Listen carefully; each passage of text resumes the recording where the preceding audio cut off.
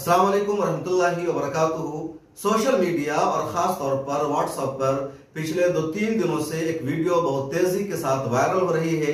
हर group में इसको forward किया जा रहा है और उसके साथ एक मजमून भी यानी कैप्शन भी भेजा जा रहा है।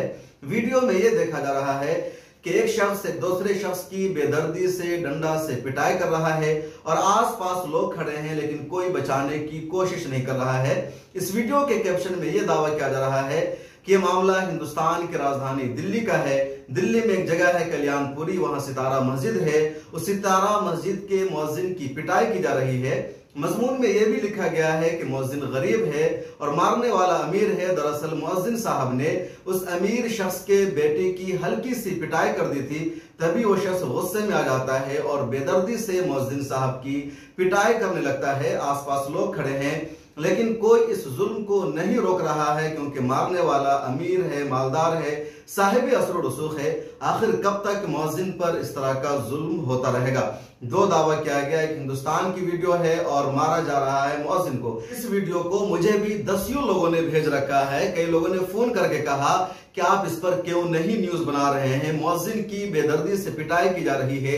आखिर हमारे मुआशरा में मस्जिदों के इमामों और मुअज्जिनों पर कब तक इस तरह का जुल्म होता रहेगा? जब मैंने सच्चाई जानने की कोशिश की तो पता चला कि हिंदुस्तान से इस वीडियो का कुछ लेना देना ही नहीं है।